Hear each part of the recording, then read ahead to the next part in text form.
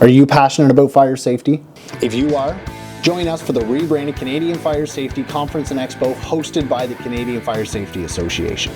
Save the date, April 2nd and 3rd at the Venue Event Centre in Vaughan, Ontario.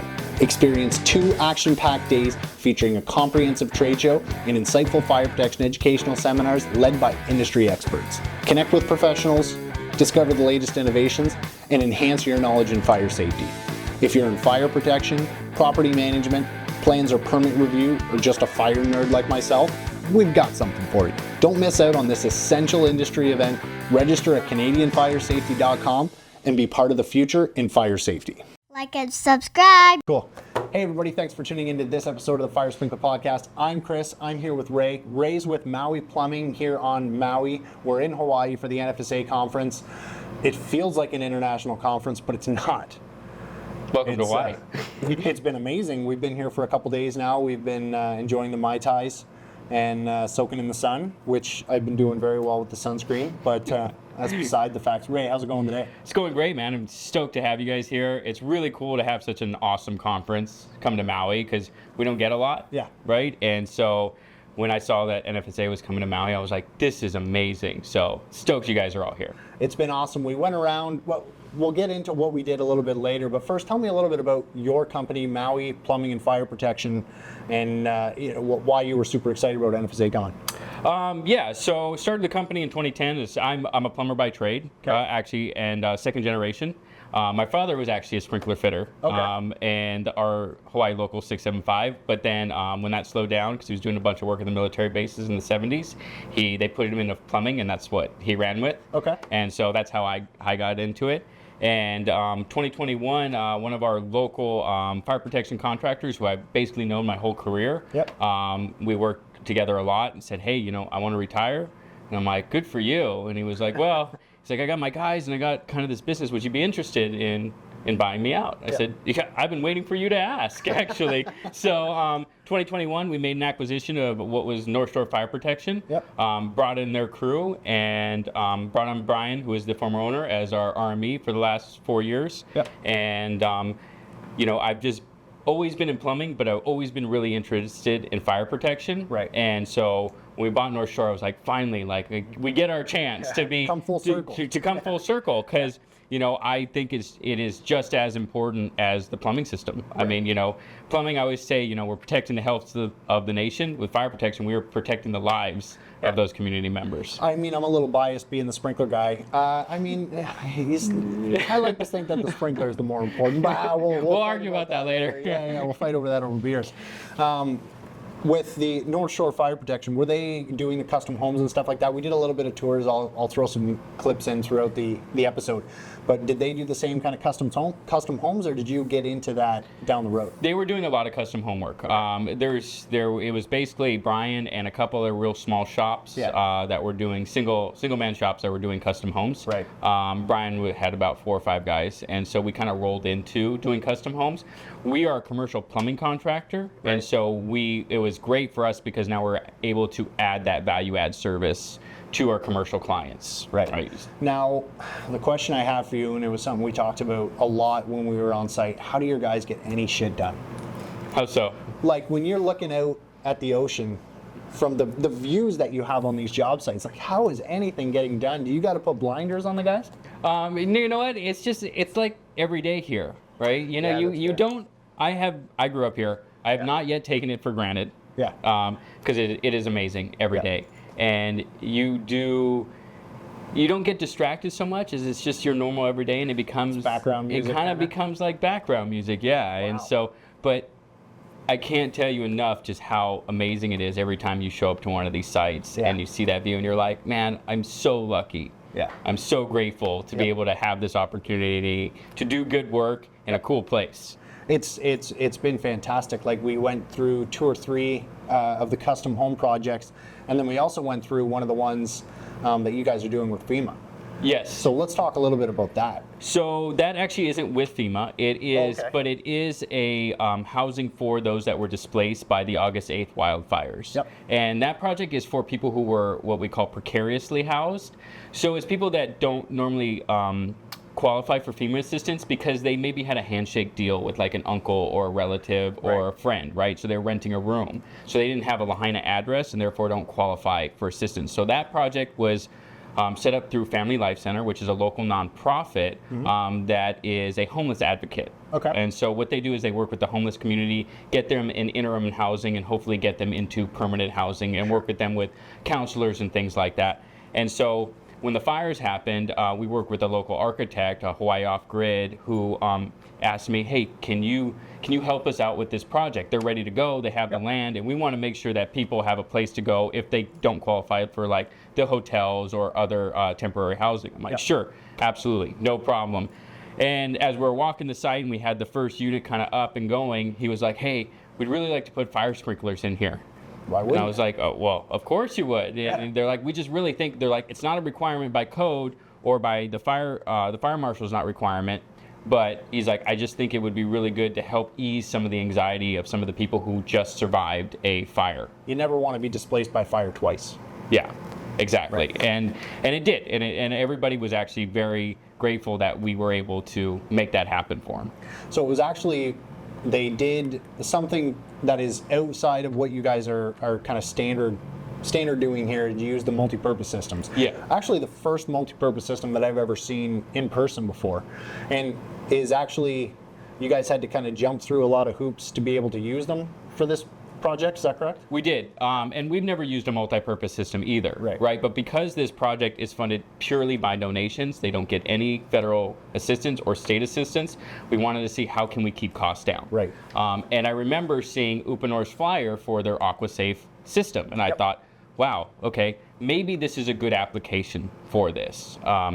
So I called Upanor and I said, hey, this is my project, and they go, this is great. We'll do all the design pro bono. And they did. And it was a bit of a challenge because it's a loop system, right? And so the domestic fixtures pull water from that fire sprinkler loop, and so you don't get any stagnation in the system because you're connected to the potable system, which is great. The issue was educating the AHJ. Yeah. Yep. So educating the AHJ, and as well, I'm assuming, like at what point does that become a sprinkler fitter doing the work, or does it become plumbing work? Yes, and that's been an interesting kind of challenge, right? Internal challenge, and you know, I like to say we are one company, but we do have healthy competition between our different departments. Yep. And you know, I think that, you know, what we did was, it's who was available to help on the project, right? Okay. And a lot of people did donate their time for the project, but it was more like, hey, you know, a hanakako, which is like, let's work together. Sure. Okay. Right? Let's work. And so we had our fire guys out, we had our plumbers out, and we kind of worked together on, hey, what are our best practices for this application? Yep. And we all had to work together and figure it out together. So. And you did. And we did. Stopped by. We saw the work. It's good work. I've never, like I said, I've never seen the Upanor multi-purpose system installed before. It was neat to kind of see how the pipings run. We didn't get to see into the bathrooms, but that's, you know, I'm looking at sprinklers anyway, so you know it is what it is. I'm not the hugest fan of the look of PEX.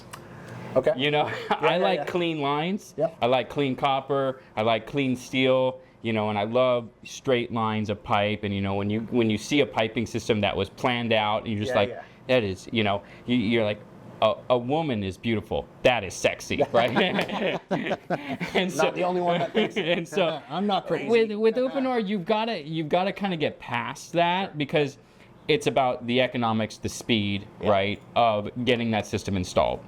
Yeah, and it sounds like you're like internally your team was obviously successful with coming together and working on, you know, different aspects of the project together and get it done. Yeah, that was a challenging project because we didn't have water supply, right? So one of the first things Upanor asked us is like, hey, what's your water supply? And we're like, yeah, we don't know yet. Yeah. And they're like, what do you mean you don't know yet? We're like, well, we just started. This is build design. We're building it and designing it simultaneously. And they're like, okay, well, we need to know that before we can give you any kind of design drawings. I'm like, fair enough. It's hydraulics. You know, it's hydraulic calcs, right? So one of the property owners who actually owns an adjacent property had a 16-inch water main running through that lot. And so they were like, yeah, you can tie onto this if you get your permits from the county, And so we were able to do our flow calculations from a hydrant across the street. Nice. Figured it out and sent that to Uponor, and that was one of the biggest challenges, like figuring out where we're going to get water. Right. Yeah. Awesome. So, working with the skilled trades, how is skilled trades development in Hawaii right now? It's like everywhere else. It's poor to nothing. Yeah. And that's been one of my biggest projects, right? Is how do we get more people involved in the skilled trade, especially on Maui, because we don't have the option of importing labor because we have no housing. Right. To import the labor, and we just lost 2,000 housing units. Yeah. Right. So if we were going to import labor, that would exacerbate project costs. Yep. So we don't have that option. So we have to grow from home.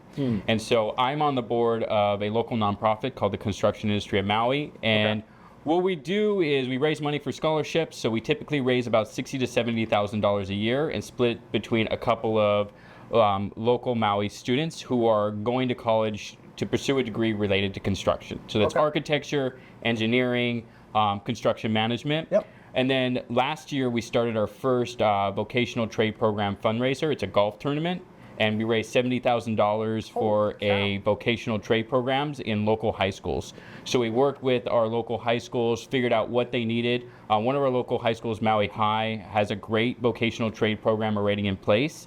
And so what we did is we just want to help expand upon that, right? Sure. They have a basic carpentry, roofing, painting, electrical course. And we're like, okay, well, we need to expand on this into the MEP trades more, right? And so we gave them a bulk of the funds and kind of distributed the rest amongst the others. So we're going to hopefully do that every year, and we want to get that up to about 100,000 to help with those programs. Yeah, and so they would obviously go into the high schools, and these are the different trades you can do. And then does that open the door for you to accept apprentices down the road? Yeah, I think for the whole industry as a whole, right? Sure. A rising tide raises all ships. So what we look at it as is like this helps improve the lives of our community. And what we think of it as an industry group is that this is great for all of us, right? It's not like we have the opportunity, yes, to help recruit these students, to recruit these students, but whether they choose plumbing or sprinkler fitting or HVAC or carpentry, it's good for everybody. You're helping construction, you're helping industry in general. Yeah, we're helping industry in general. Awesome. It's good things for the industry, it's good things for the island, obviously, and it just does good things for the community. Yeah, and we don't have a big, broad-based economy here, right? I always tell people we survive off our looks. And that's about our only export is our looks. And so we don't have, any industry other than hospitality and construction, which is a byproduct of hospitality, and all the service industries surrounding that. Right. And construction, as we all know, or the skilled trades, it's a great job that you get paid to learn how to do and that you could take anywhere with you. Yeah. And with the August 8th fires that kind of destroyed a tourism center, a lot of those people are without jobs. And so it's a great opportunity for kids who are here to learn a good trade and to be able to stay here on Maui, which is an expensive place to live, and earn a good living and provide a good life for their families. Yeah, that's awesome, man. That's good. Ray, great talking to you. Thanks for coming on the podcast, talking about a little bit about your business, and thanks for showing me around this place. This is awesome. Chris, it was a pleasure. Great. Awesome. Thank you. Cheers.